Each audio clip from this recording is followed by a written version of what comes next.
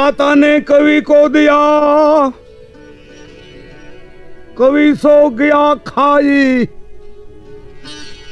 દાતારો જે કવિને આપે છે એ કવિ વાપરી નાખે છે, કોઈના નથી રહ્યા, પણ કવિને દાતા કો દિયા ઈ જુગે જુગે ન જાય, ઈ નથી જાતું બાપ હો।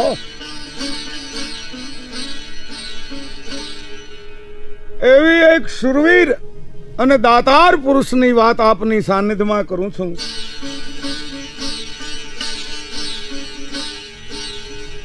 ઝાલાવાડમાં રાજ સીતાપુર ગામ ઉપાશ્રય છે યતિનો। યતિ મહારાજ ઉપાશ્રયમાં ઉતર્યા છે।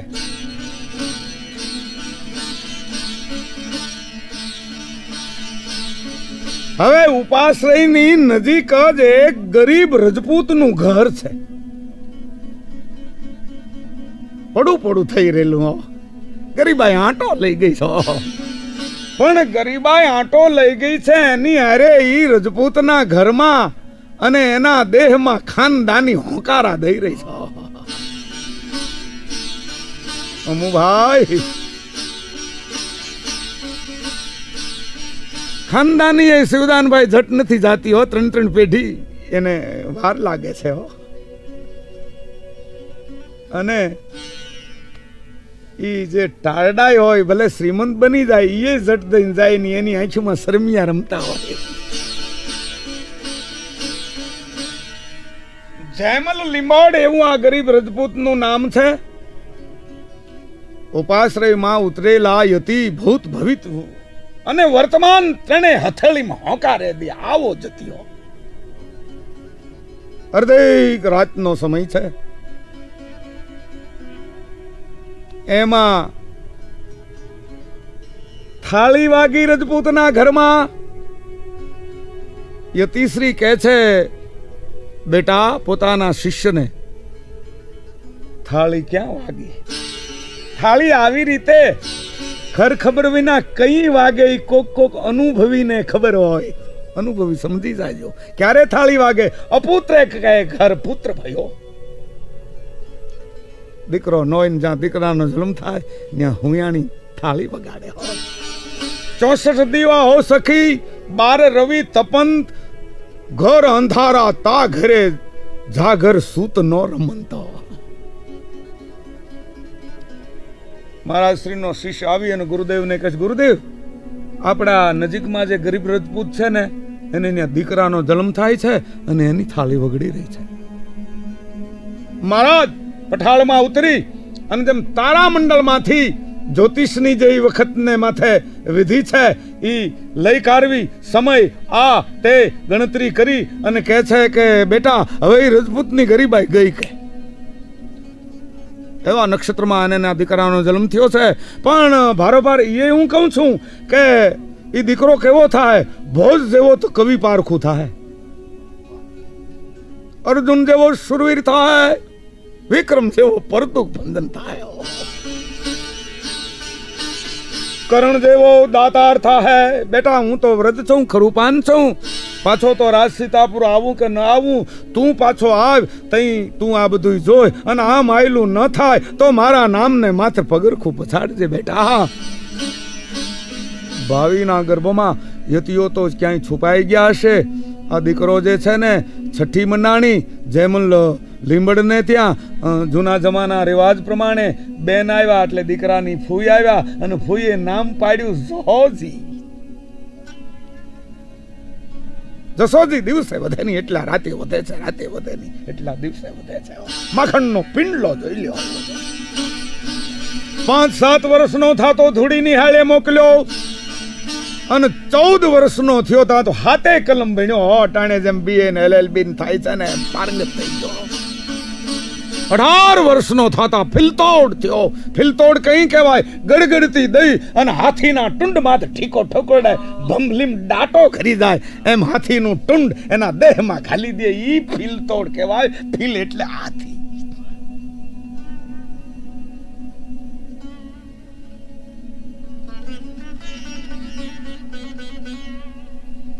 એક મા બાપને આકાંક્ષા હોય, દીકરા દીકરી જવાન થાય એના પીળા હાથ કરાવવાની, માંગા માંડ્યા હોવા, મા બાપ રાજી થવા માંડ્યા અને યતિના કહેવા પ્રમાણે દિનમાં ફરી ગયા. ઈના ખેતર, ઈના વાડી, પણ એમાંથી ઉપજ અઢળક મંડી આવવા હો, ઇજ્જત આબરૂ જમાવટ લઈ લીધી હો.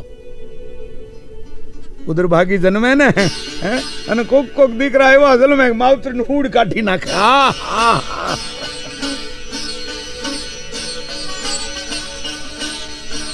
એક આવે દુઃખ ઉપજાય ને એક આવે દુઃખ જાય. ગોવિંદભાઈ એક વધે ગયા નવી, અરે હજાર હજાર ગાવ દૂર બેઠો પણ ટાણે ટાણે એની યાદી આવ્યા કરે હો. એક પાહે નો સોહાય હો, પડખે બેઠો ગોઠે નહીં હો. પણ જઈ એના માવતર લગ્નની વાત કરવા માંડ્યા એટલે ચોખ્ખું કહી દીધું કે બાપુ બા મને પરણાવાના નામ લેશો તેદી હું તમારો નથી. ભલે બાપા જીવતા જોગી ભલો નથી પરણાવો. 1.5 વર્ષે જેમલ લીમડ કાળ ધર્મ પાયમાં દેવ થયા, એમના ઠકરાણા સતી થયા. 18 વર્ષનો પોતાના માત પિતા અને વડીલો પાર્જિતની મિલકત હતી એ શિવ નિર્માલ કરી નાખી હો. ગામના અનાથ અતિથિ અભ્યાગત સાધુ સંત બ્રાહ્મણ કળોયા એને વેચી દીધી અને પિતાના વારસામાંથી ઢાલ તરવાર ભાલું બરસી ધારણ કરી ઉપડ્યો. હાપ જેમ કાંચળી તગે એમ મિલકતનો ત્યાગ. એ આવાની વાતું રે, હું ભાઈ ખીસડ ખાયાનું રે નહીં. દ્રંગ રાની ગાદી તેથી હળવદ, રાજા ચંદ્રસિંહ ના રાજ. હાઉસ નું બસું આવે એમ આવ્યો કચારીમાં. જય શક્તિ દેવી, ઝાલાની ઈષ્ટ દેવી શક્તિ દેવી છે. જય શક્તિ દેવી જવાન ક્યાં રેવા? રાજા રાજ સીતાપુર. કોણ છો? રાજપૂત નું સંતાન છું. શું આવ્યો? શેર બાજરીને માટે. જવાનજી આ જવાન જો કોઈ નોકરી? હા લશ્કરમાં. યુવાન લડાઈ કરી જાણીશ? રાજ સાહેબ વાણિયાના દીકરાને પૂછાય કે તને વેપાર આવડે છે, ખેડૂના દીકરાને પૂછાય કે તને વાવતા આવડે છે, બ્રાહ્મણના દીકરાને પૂછાય કે તને વેદ ભણતા આવડે છે, એમ ક્ષત્રિયના સંતાનને પૂછાય કે તને લડતા આવડે. આવડવું જોઈએ. લશ્કરમાં નોંધાણો પણ દિવસે દિવસે દિવસે દિવસે મીંડો દરજ્જો ચડવા, દફેદાર ને ફૌજદાર ને આ થાતા થાતા 6 મહિને તો સેનાધિપતિ થયો. ટૂંકામાં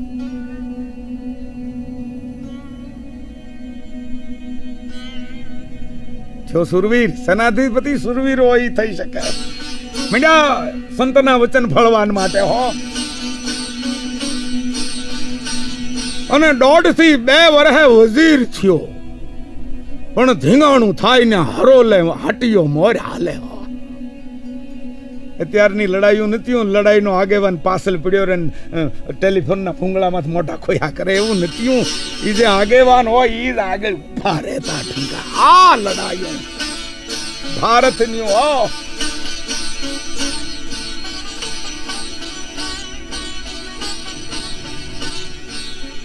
પછી પરિણ્યો. એક ને એક બે જેવી વાત છે. આ સમયની વાટ જોતો તો વજી રાણી આવી પણ એના પડછાયા જેવી. મન હરની ઘર મેં નહીં વાકી કરની મેં તકસીર પર નીવો કરની કહા સુંદર બદન શરીર. પરેવડા ને પગ ટુકડા ઉડતા બેલાડ જોડા વાળું જો મળે લખિયેલ હોય લલાડ.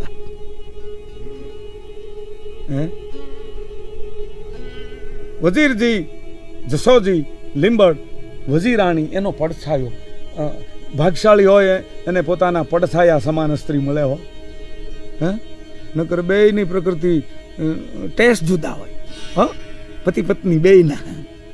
ઓલો નાટકમાં જાય તો ઓલો સિનેમામાં જાય. કોઈ મિત્ર પૂછે કે આમ કેમ છે તમારે બેયને? કે મારે ઓલો કે પતિ કે મારે સિનેમામાં રસ ને મારી પત્નીને નાટકમાં રસ છે. અમારા બેયના રસ જુદા છે છતાં અમે નભાવી લઈએ છીએ. અરે તમારા રસ જુદા હોય તમારા સંતાન કેવા થાય? પણ બેયના ખોળિયામાં એક આત્મરામ રમી રહ્યો છો ટૂંકામાં.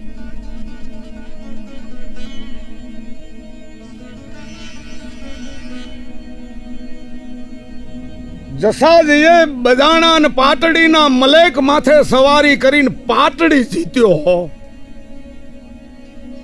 હમૈયા થયા. અગાઉ દેશ જીતીને આવતા એના હમૈયા થતા હો. હે અટાણે 8 દિનો અપવાહ કરે ને એના હમૈયા થાય. એ રાતનો દૂધ પેડા દાબી જાતો એના. અતુલભાઈ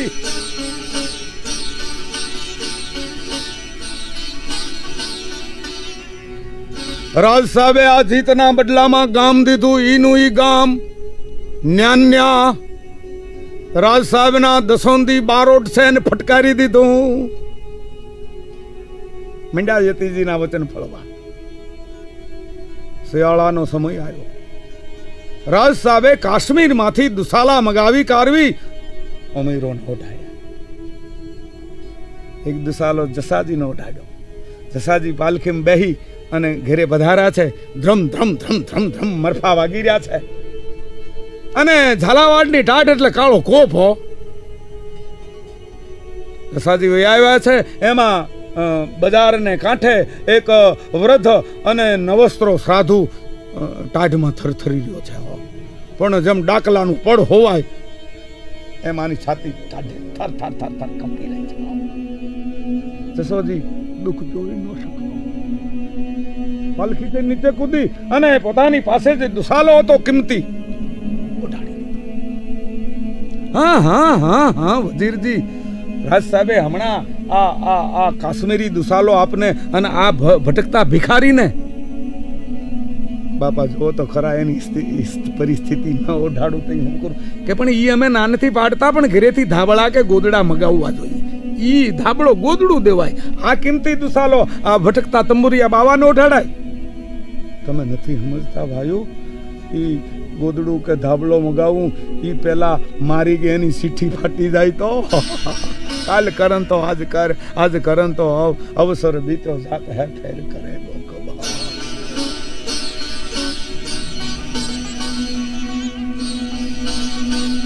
દુઃખ જોઈ ન શકે હો.